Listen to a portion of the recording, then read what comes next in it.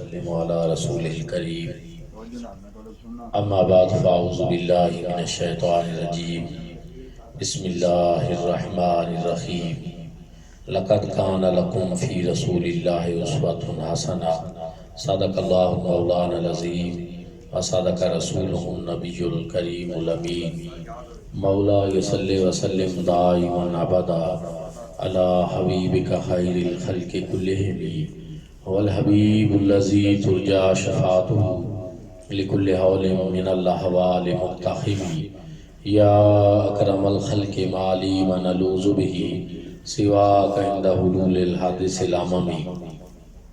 زیب مسند صدارت ممتاز ماہر تعلیم محترم المقام جناب ملک محمد Basharat Aman sahib, head master government high school Hardo Sodhi, نہایت ہی واجب الاحترام معزز اساتذہ کرام اور شہین صفت جوانوں، آج آپ اور میں ہم سب یہاں اس مادر علمی میں حضور سرور کائنات فخر موجودات صلی اللہ علیہ وآلہ وسلم کے میلاد پاک کی بابرکت محفل پاک میں حاضر ہیں۔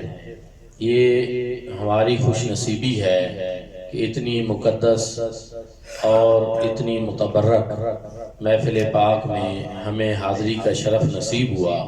دعا ہے کہ اللہ کریم ہم سب کی حاضری اپنی بارگاہ میں قبول و منظور فرمائے۔ احباب ذی وقار، اللہ رب العزت نے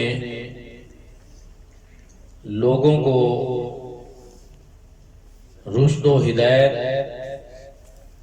اور اللہ رب العزت کا پیغام پہنچانے کے لیے انبیاء کرام مبعوث فرمائے۔ دنیا کے مختلف کونوں، مختلف خطوں اور مختلف قوموں کے درمیان انبیاء کرام تشریف لاتے رہے اور اللہ رب العزت کا پیغام پہنچاتے رہے۔ بالآخر اللہ رب العزت نے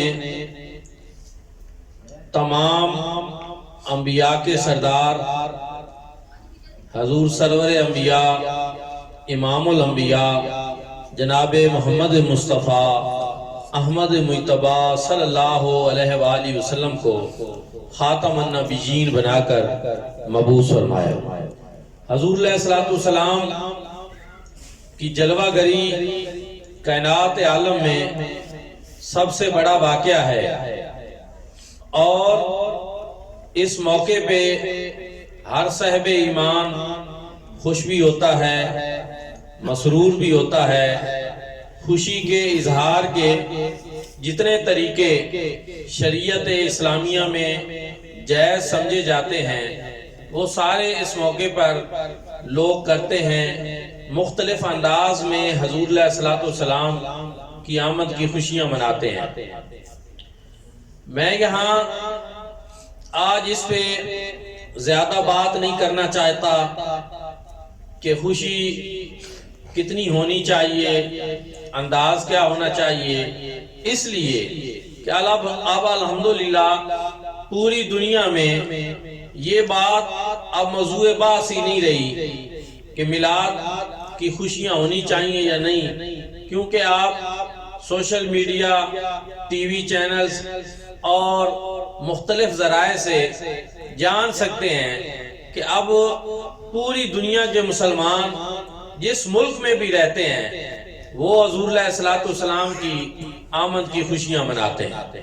اب پورے عالم اسلام کا یہ عمومی رویہ اور طریقہ ہمیں دیکھنے کو ملتا ہے۔ میں ذرا اس سے آگے آج بہت اہم اور خاص موضوع پہ بات کرنا چاہتا ہوں، اور وہ یہ ہے کہ حضور نبی کریم صلی اللہ علیہ وآلہ وسلم کی تشریف آوری کا مقصد کیا تھا اور آپ نے آ کر دنیا کو کون سا سبق دیا، کون سا درس دیا، اور آپ اور میں ہم سب کے لیے کریم آقا علیہ السلام کی حیات طیبہ میں سیکھنے کے لیے کیا کچھ ہے. تو اس لیے میں یہاں یہ بھی بتائے دیتا ہوں کہ دنیا میں اگر آپ کوئی اور کتاب پڑھیں تو اس کتاب سے ضروری نہیں کہ آپ کو فائدہ بھی پہنچے، بلکہ بہت ساری کتابیں صرف معلومات تو دیتی ہیں لیکن فائدہ نہیں دیتی. یہ بڑی خاص بات ہے. سیرت طیبہ کی جتنی بکس ہیں ان کی خوبی یہ ہے کہ سیرت طیبہ کی کتاب پڑھنے سے صرف انسان کو معلومات نہیں ملتی بلکہ انسان کو فائدہ بھی پہنچتا ہے، انسان اپنی زندگی سنوارتا ہے. انسان یہ دیکھتا ہے کہ جس نے حضور نبی کریم صلی اللہ علیہ وآلہ وسلم کی قربت اختیار کی، جس نے حضور علیہ السلام کے اسوہ کو اپنایا، جس نے حضور علیہ السلام کے طریقے کو اپنایا، اور جس نے حضور علیہ السلام کی بعثت اور آمد کے مقصد کو سمجھا، اگر وہ ذرا تھا تو اللہ پاک نے اس کو آفتاب بنا دیا. اگر وہ عرب کے صحرا نشین تھے تو اللہ رب العزت نے ان کو دنیا کی حکمرانی عطا کی.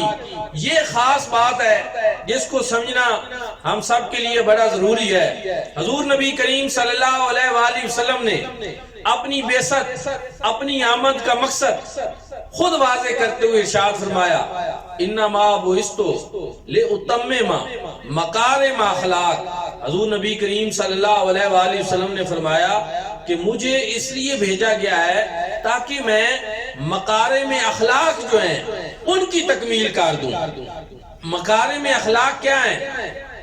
کہ جن سے انسان کی زندگی میں حسن بھر جائے، جس سے انسان کی زندگی خوبصورت ہو جائے، انسان کو زندگی گزارنا آ جائے اور وہ زندگی ہر حوالے سے کامیاب ہو.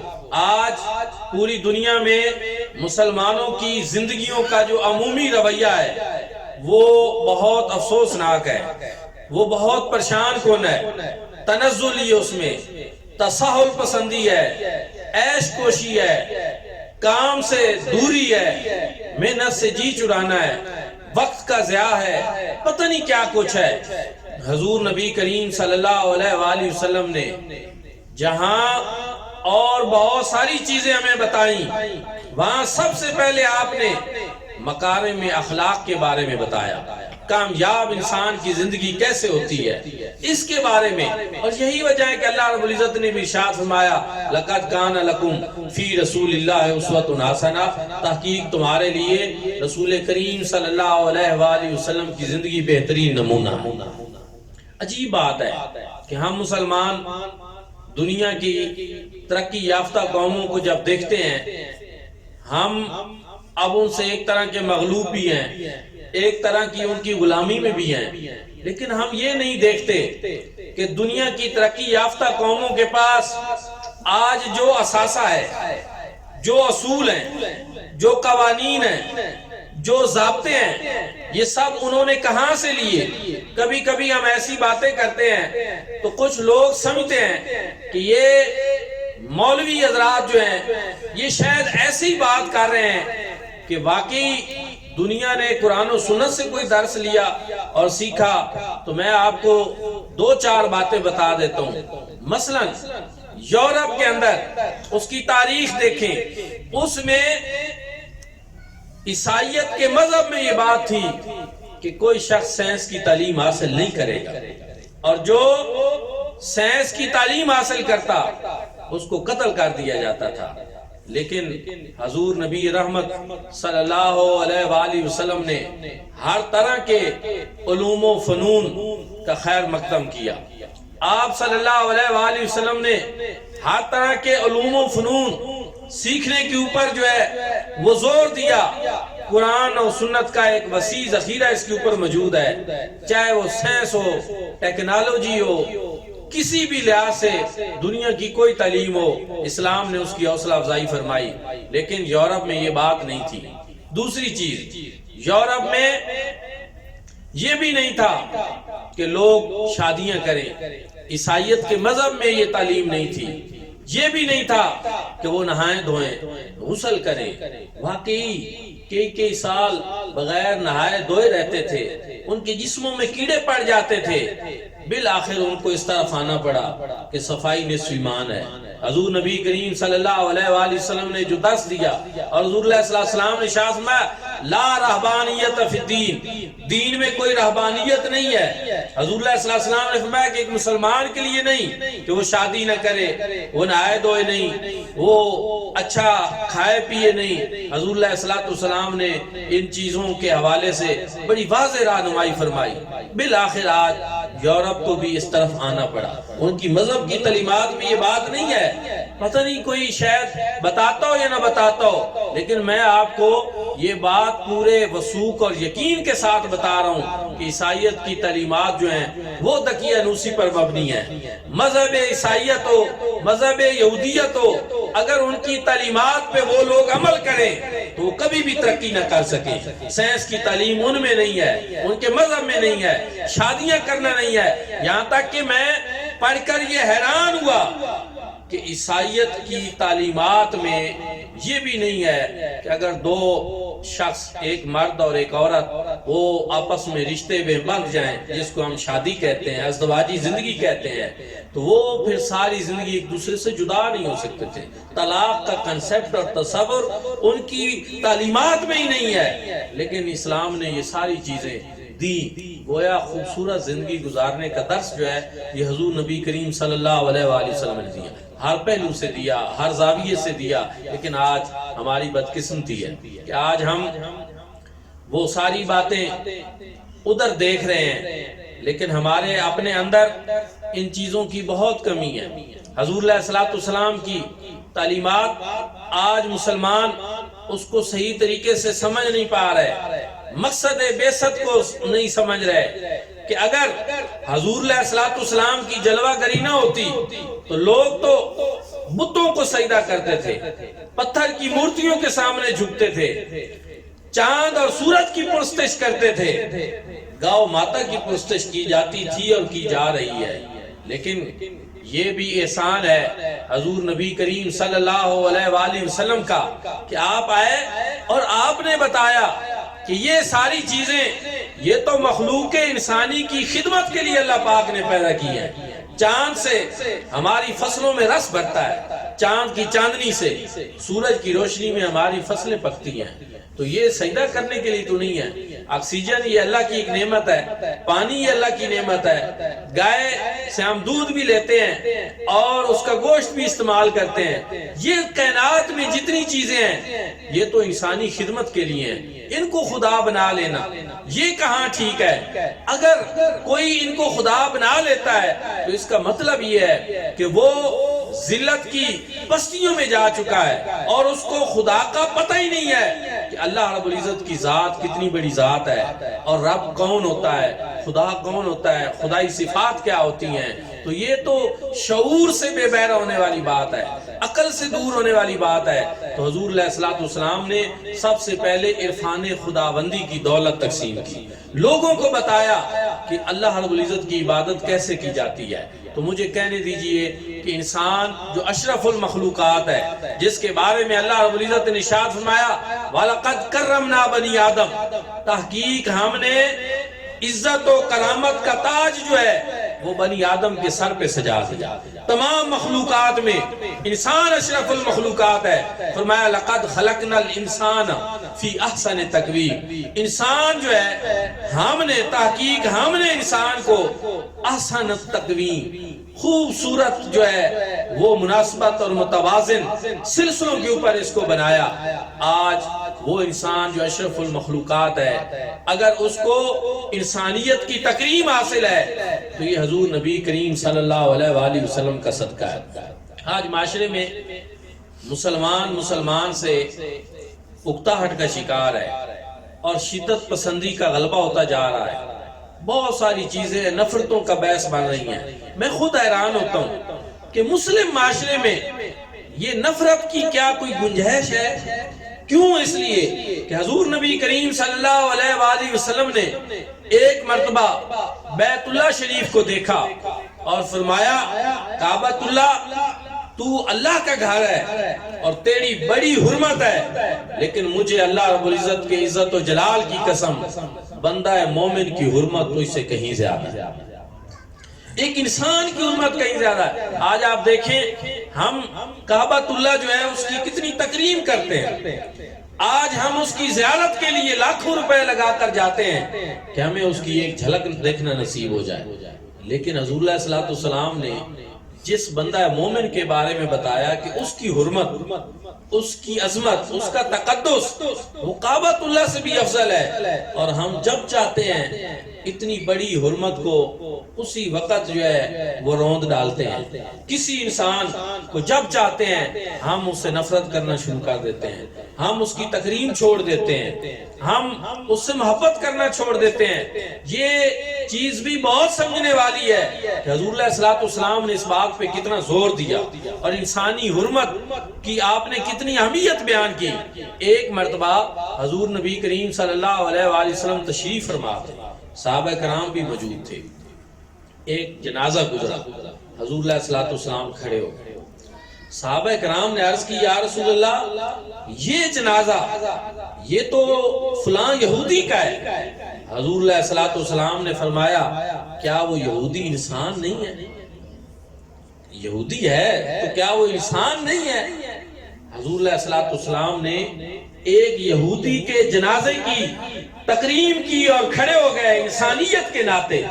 میں حیران ہوتا ہوں، مجھے یہ بات کبھی سمجھ نہیں آتی کہ ہمارے آقا و مولا صلی اللہ علیہ وآلہ وسلم نے انسانیت کی کتنی تکریم کی، کتنا درس دیا کہ بے شک اس نے آپ کا کلمہ نہیں پڑھا، بے شک وہ غیر مسلم ہے اور یہودی ہے، لیکن اگر اس کا جنازہ ہے تو حضور علیہ السلام اس کے لیے کھڑے ہو، اس کی تکریم کی۔ لیکن ہم اپنے مسلمان بھائی کلمہ گو اس کو جب چاہتے ہیں اس کی تکریم نہیں کرتے، لڑائی جھگڑے کر دیتے ہیں، نفرتیں، کینہ، حسد، بغض، یہ ساری چیزیں ہم اپنے معاشرے میں کرتے رہتے ہیں۔ تو اس سے مجھے تو یہی لگتا ہے کہ ہم شاید بظاہر تو حضور نبی کریم صلی اللہ علیہ وآلہ وسلم کا کلمہ بھی پڑھتے ہیں، نام بھی لیتے ہیں اور محبت اور عشق کا دم بھی بڑھتے ہیں، لیکن جو آپ کی حقیقی تعلیمات ہیں ان سے ہم کہیں دور ہیں۔ اسی لیے حضرت اقبال نے کہا تھا زبان سے کہہ بھی دیا لا الہ تو کیا حاصل، دل و نگاہ مسلمان نہیں تو کچھ بھی نہیں۔ اس طرح کی بات کہ ہم نام لیں حضور نبی کریم صلی اللہ علیہ وآلہ وسلم کا اور آپ سے عشق و محبت کا دم بھریں، لیکن وہ رہنما اصول جو آپ دنیا کو دے کر گئے ہم ان پہ عمل نہ کریں، تو یہ ہماری ایک طرح کی بہت بڑی جو ہے وہ بدقسمتی بھی ہے اور یہ ہمارے لیے قطعاً ٹھیک بھی نہیں ہے۔ آج آپ اور میں ہم سب اس بات کی طرف آئیں کہ سیرت طیبہ صرف پڑھنی نہیں، اس پہ عمل بھی کرنا، صرف سننی نہیں، اس پہ عمل بھی کرنا ہے۔ اور اس میں ایک دو چیزیں میں بالخصوص اساتذہ کرام کی موجودگی میں اپنے عزیز طلباء کے لیے کہوں گا۔ حضور نبی کریم صلی اللہ علیہ وآلہ وسلم نے ہمیں جو رہنما اصول دیے ان میں مقصدیت، ٹائم مینجمنٹ، وقت کی پابندی، وقت کی اہمیت، اس پہ بڑا زور دیا۔ حضور نبی کریم صلی اللہ علیہ وآلہ وسلم نے ارشاد فرمایا من حسن اسلام المرء ترکہ ما لا یعنی ہے، کہ بندہ مومن کے اسلام کی خوبصورتی یہ ہے کہ وہ لا یعنی اور فضول چیزوں کو ترک کرے۔ آپ دیکھیں یہ درخت کھڑے ہیں، اگر ان کی شاخیں ان کو چھوڑ دیا جائے یا اپنی مرضی سے بڑھتی رہیں تو یہ درخت بھی بھدا ہو جائے گا اور اس کی شاخیں جو ہیں وہ بدنما ہو جائیں گی اور اس کی بڑھوتری جو ہے وہ رک جائے گی۔ لیکن مالی کس لیے رکھا جاتا ہے؟ وہ فضول شاخیں کاٹ دیتا ہے اور وہ اس کو خوبصورت بناتا ہے اور پھر اس کا تنا مضبوط ہوتا ہے۔ جب فضول شاخیں کٹ جاتی ہیں تو درخت کا تنا مضبوط ہوتا ہے۔ بندہ مومن بھی جب فضولیات سے اور فارغ مشغولیات سے اور اپنے وقت کے ضیاع سے اپنے آپ کو بچاتا ہے تو پھر اس کے اندر بھی ایک پختگی آتی ہے، اس کی شخصیت میں ایک پختگی آتی ہے، اس کی شخصیت جو ہے وہ مضبوط ہوتی ہے، کریکٹر مضبوط ہوتا ہے، کردار مضبوط ہوتا ہے۔ اور اگر انسان جتنا بڑا بنا پھرتا رہے، جتنی باتیں کرتا رہے اور جو کچھ کر لے، اگر اس کے اندر کردار ٹھیک نہیں ہے، اس کی شخصیت ٹھیک نہیں ہے تو وہ ایک کھوکھلا انسان ہے اور وہ کچھ بھی نہیں ہے۔ اس لیے عزیز بچوں، سب سے پہلی چیز یہ آپ اپنے ذہن میں بٹھا لیں کہ آپ نے آئندہ اپنی زندگی میں کسی فضول مشغلے کو بالکل نہیں آنے دینا، وقت کا ضیاع نہیں کرنا۔ آپ اگر کبھی چاہتے ہیں کہ آپ کھیلیں تو یہ آپ کے لیے بڑا ضروری ہے، جسمانی ورزش کے لیے ضروری ہے، لیکن اسلام نے صحت مند کھیل جو ہیں ان کی حوصلہ افزائی فرمائی۔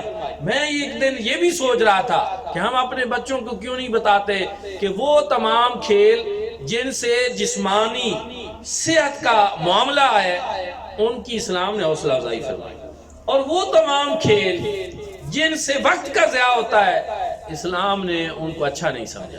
یہ بات اس کو سمجھیں کہ کھیل بھی کھیلیں اس میں بھی ایک مقصدیت ہو کہ ہم اپنے جسم کو بہتر کریں، ہماری جسمانی نشو و نما ہو، اور ہم وہ والا کھیل کھیلیں جس میں جسمانی ورزش ہو، نہ کہ یہ کہ جس طرح لوگ یہ مختلف جو ہے تاش کھیلتے ہیں، لوڈو کھیلتے ہیں اور ان پہ کئی گھنٹے لگاتے ہیں۔ حاصل کیا ہوتا ہے؟ کیا آپ کی جسمانی کوئی ورزش ہو رہی ہوتی ہے؟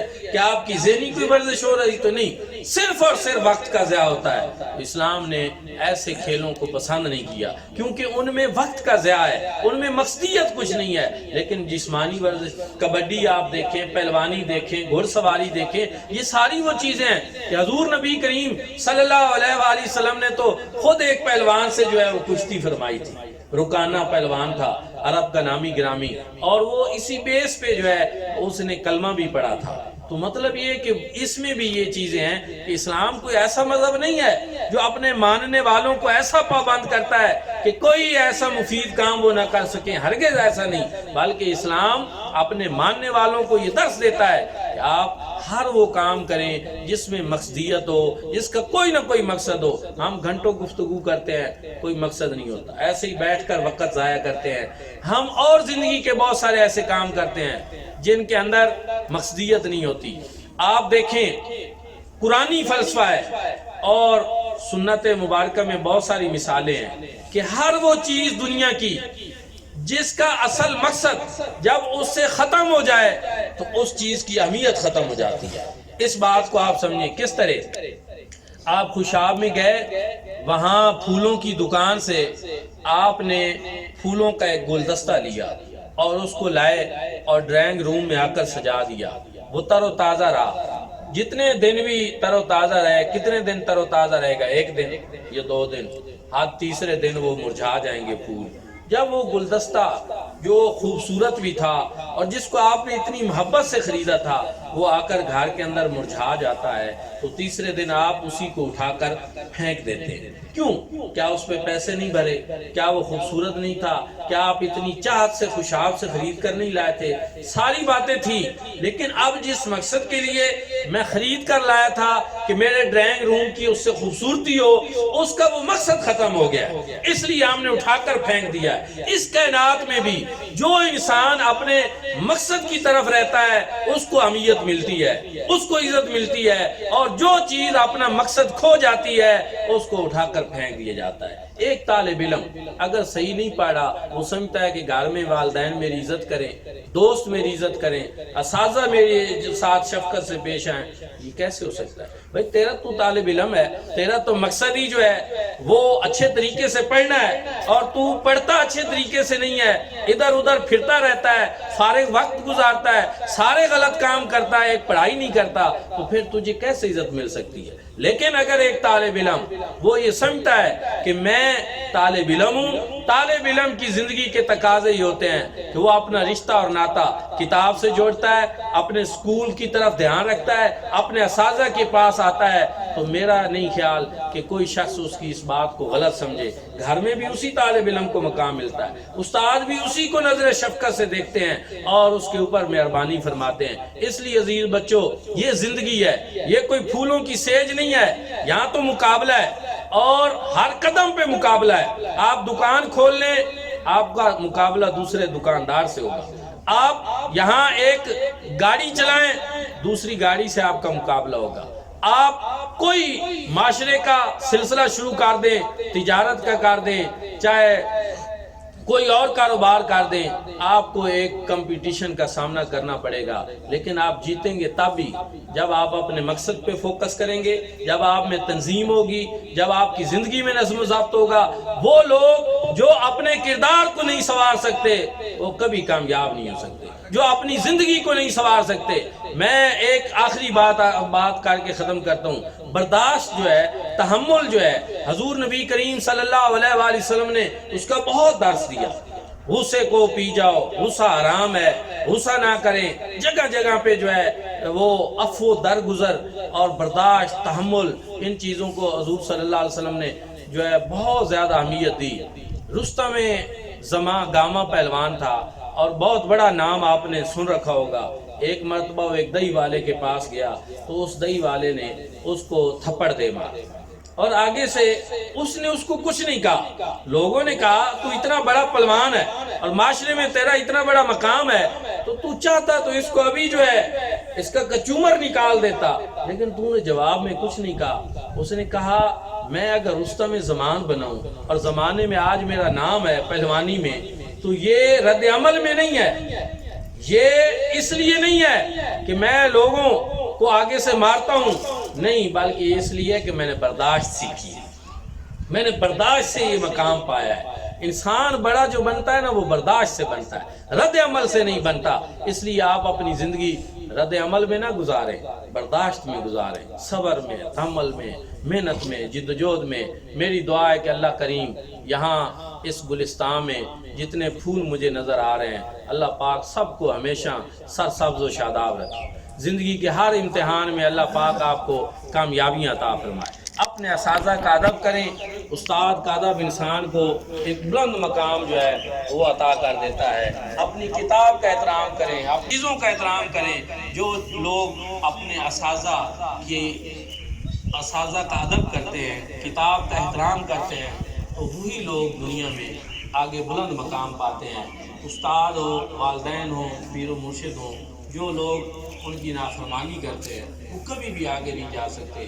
دعا ہے کہ اللہ کریم اس بہادر علمی کو ہمیشہ ترقیاں عطا فرمائے۔